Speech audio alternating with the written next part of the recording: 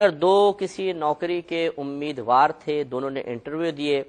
اے جو تھا ان میں ایک اے لے لیں ایک بی بنا لیں، اے جو تھا وہ تمام شرائط پہ مکمل اترتا ہے اور واقعی یہ مستحق ہے کہ اس کو نوکری ملنی چاہیے،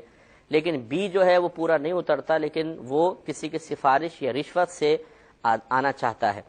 اب وہ جو ادارے والے ہیں وہ اے سے کہتے ہیں اگر تم رشوت دے دو ہم تمہیں نوکری دے دیں گے، تو کیا اس اے کے لیے اب رشوت دے کر اس جاب کو حاصل کرنا شرعاً جائز ہے یا نہیں ہے؟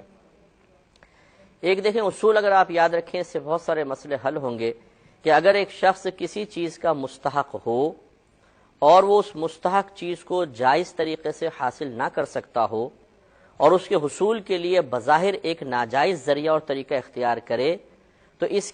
چیز کے حاصل کرنے کو اس ناجائز ذریعے کی طرف منسوب نہیں کریں گے بلکہ جائز ذریعے کی طرف منسوب کیا جائے گا۔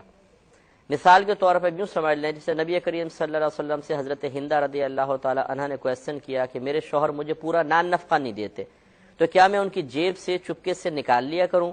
تو رحمت کونین صلی اللہ علیہ وسلم نے ارشاد فرمایا کہ ہاں تم بقدر ضرورت جتنا تمہارا نان نفقہ بنتا ہے ان کی جیب سے ان کی اجازت کے بغیر نکال سکتی ہو۔ اب دیکھیں، شوہر کی اجازت کے بغیر اس کی جیب سے پیسہ نکالنا ظاہری اعتبار سے یہ ایک چوری سی محسوس ہوتی ہے،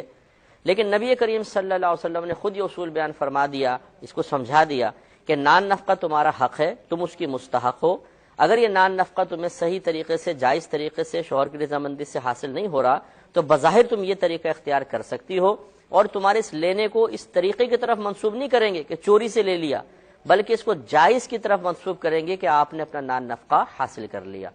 تو اس حدیث سے یہ اصول یہاں سے ادھر ہم اپلائی کر دیں گے کہ یہ امیدوار جو مستحق بھی ہے، اب اس کو نوکری ملنی چاہیے،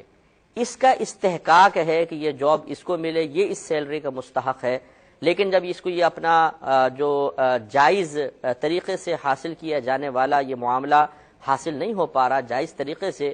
تو پھر وہ کیا کرے گا؟ تو پھر وہ رشوت دے کر لے سکتا ہے۔ اب ہم اسے یہ نہیں کہیں گے رشوت سے چیز حاصل کی، بلکہ اس کو منسوب جائز چیز کی طرف کریں گے کہ آپ نے اپنی قابلیت سے حاصل کی، گویا کہ اس وقت اس کا رشوت دینا جائز، ہاں لینے والوں کا لینا اب بھی ناجائز اور حرام ہی بنے گا۔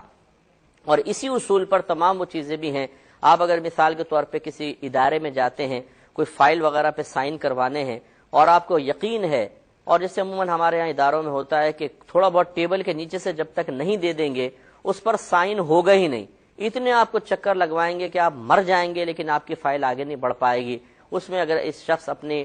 جان بچانے کے لیے، اذیت سے بچنے کے لیے، حرج سے بچنے کے لیے، مصیبت سے بچنے کے لیے، ان کی طرف سے پہنچنے والے شر سے محفوظ رہنے کے لیے رشوت دیتا ہے، اس کا دینا جائز ہے، ان کا لینا حرام ہے۔ امید ہے کہ آپ بات سمجھ گئے ہوں گے۔